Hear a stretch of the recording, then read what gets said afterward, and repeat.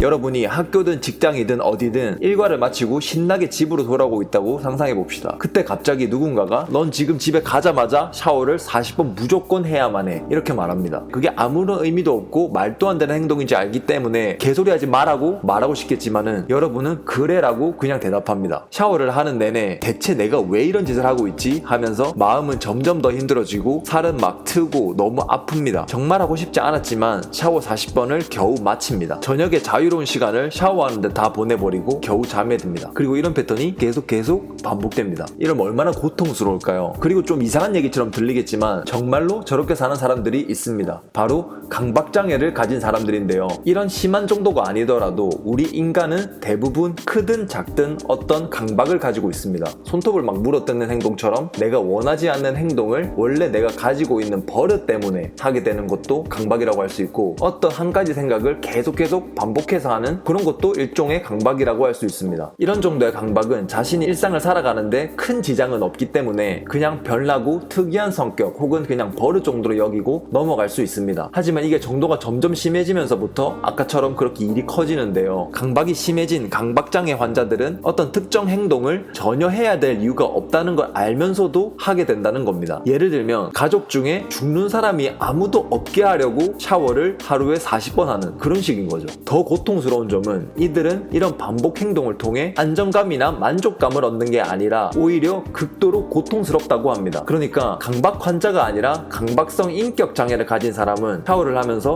난 정말 깨끗해지고 있어, 남들도 나처럼 깔끔하게 한다면 정말 다 깨끗하고 좋을 텐데 왜 이렇게 다들 지저분하게 하고 다니는 거야, 이렇게 하는데 강박장애 환자들은 이미 집에 가는 도중에 두려움에 빠집니다. 샤워를 40번 해라고 하는 잘못된 메시지가 잘못된 줄 알면서도 스스로 굴복하고 말리라는 걸 알기 때문입니다. 그래서 그들은 자신의 행동이 얼마나 부적절한지 인식도 잘하고 있기 때문에 창피한 마음을 느끼고 죄책감에 휩싸여 엄청난 고통을 느낀다고 합니다. 그래서 강박장애 환자들은 이것을 악마 같은 장애라고 부르는데요. 강박 행동을 해도 지옥, 안 해도 지옥인 정말 고통스러운 그런 세상 속에 살게 되는 겁니다. 하지만 이렇게나 집요하게 사람들을 괴롭히는 이 악마 같은 병도 어떠한 약물 치료도 없이 해결하는 방법이 있다고 하는데요. 이런 지독한 마음의 병도 고칠 수 있는 방법이라면은 강박장애가 없는 사람의 마음을 고치는 데는 훨씬 더 효과가 있을 것 같은데요. 이 방법이 뭐냐면 바로 제프리 슈워츠의 4단계 치료법입니다. 그의 책 강박에 빠진 뇌에서 이 단계에 대해 자세히 나오는데요. 첫 번째 단계는 재명명, 두 번째 단계는 재기인, 세 번째 단계 재초점, 네 번째 단계 재평가. 이렇게만 들으면은 무슨 뜻인지 잘 감이 안 오니까 예를 들어서 설명을 드리겠습니다. 아까 말했던 가족 중에 죽는 사람이 아무도 없게 하려고 샤워를 40번 하는 사람이 이 4단계 치료법을 한다고 해봅시다. 첫 번째 단계 재명명은 원치 않는 생각, 충동, 버릇, 행동에 정확한 이름을 붙이는 겁니다. 그러니까 샤워를 40번 해야만 할 것 같은 느낌이 실제라는 생각이 들 때 그 느낌을 알아채고 그 느낌에 강박장애라는 이름을 그냥 딱 붙이는 겁니다. 그러고 이렇게 얘기하는 거죠. 샤워를 40번 하지 않아도 가족 중 그 어떤 누구도 죽지 않아. 이 느낌은 단순히 강박장애일 뿐이야. 그리고 두 번째 단계인 재기인, 재귀인은 강박장애라고 이름을 붙인 그 느낌의 원인이 내가 아니라 뇌 생화학적 불균형으로 생긴 강박장애 때문임을 확실하게 하는 겁니다. 네가 샤워를 40번 하지 않으면 큰일이 날 거야. 같은 강박장애의 공격에 대해서 그런 공격 명령을 내리는 것은 강박장애일 뿐이고 나는 나이기 때문에 그 공격 명령을 실제라고 받아들이지 않을 수 있는 거죠. 그때 느끼는 감정이나 느낌이 나 자신 그 자체인 게 아니라 뇌의 생화학적 불균형으로 생긴 병일 뿐임을 정확히 인지하는 겁니다. 그렇게 얘기해도 소용없어. 넌 강박장애일 뿐이야. 세 번째 단계는 재초점. 재초점은 간단히 이야기하면은 유용하고 건설적이고 즐거운 활동에 주의를 돌림으로써 끈질기게 계속되는 성가진 생각을 피하는 겁니다. 넌 내 자신이 아니고 강박장애일 뿐이야. 내가 네 말대로 샤워를 40번을 할 이유가 전혀 없어. 이런 느낌이 들 때마다 나는 내가 좋아하는 산책을 하거나 음악을 듣거나 농구를 해야겠어 하는 거죠. 하지만 강박장애 환자들에게 이게 쉬울 리가 없기 때문에 제프리 슈워츠는 처음에는 어떤 활동이든 자신이 즐겁게 할 수 있는 행동을 선택해서 15분 동안 하는 15분 규칙을 제시하기도 합니다. 물론 15분을 버티지 못했다 할지라도 그런 경험들이 쌓이면 병이 해결되는데 큰 도움이 되기 때문에 좋은 시작이라고 이야기합니다. 이 가짜 느낌에 휩싸이지 않고 산책을 하러 나가야겠어. 네 번째 단계는 재평가인데요. 이 재평가는 앞에 세 단계를 부지런히 실천해 왔다면 자연스럽게 이루어지는 결과 같은 겁니다. 아무 의미 없는 강박 행동에 자기도 모르게 엄청난 중요성을 부여하던 그런 사고 패턴에서 벗어나 강박장애는 무시해도 되는 정말 가치 없는 것임을 인지하는 단계입니다. 겁니다. 이 인지가 깊어져 무의식 단계에도 이것이 정말 가치 없는 행동임을 알게 되면은 병을 낫게 할 수 있는 겁니다. 이런 클래시컬하고 기본적인 방법은 좀 뻔하게 들리지만 제일 효과적인 방법인 것 같습니다. 꼭 제프리 슈워츠가 제시한 이 4가지 단계가 아니더라도 트라우마나 PTSD 같은 마음의 병은 치유할 수 있는 방법이 비슷한 것 같습니다. 자신이 원하는 삶을 사는데 방해를 하는 내 내면의 문제를 인지하고 그 문제의 원인은 과거의 상처일 뿐 현재의 나에게는 영향을 줄 수 없다는 것을 알고 내면 안의 문제가 만든 현실에서 일어난 문제들에 대해 예전처럼 반응해 감정적이 돼서 내가 원하지 않는 방향으로 움직이는 게 아니라 내가 원하는 방향으로 움직이며 내면의 문제에 대한 리액션을 바꾼다는 거죠. 이 과정이 반복되면 내 내면 안의 문제가 무의식 차원에서 해결되고 결국 마음의 병을 고칠 수 있게 된다는 겁니다. 역시 너무 복잡하고 어려운 방법이나 약물보다는 저런 클래시컬한 방법이 과정은 좀 고돼도 확실한 해결법인 것 같습니다. 강박의 정도가 깊든 적든 이 방법을 적용해서 더 깨끗한 마음을 가지고 더 자신을 사랑할 수 있는 그런 내면을 가지는데 도움이 되셨으면 합니다.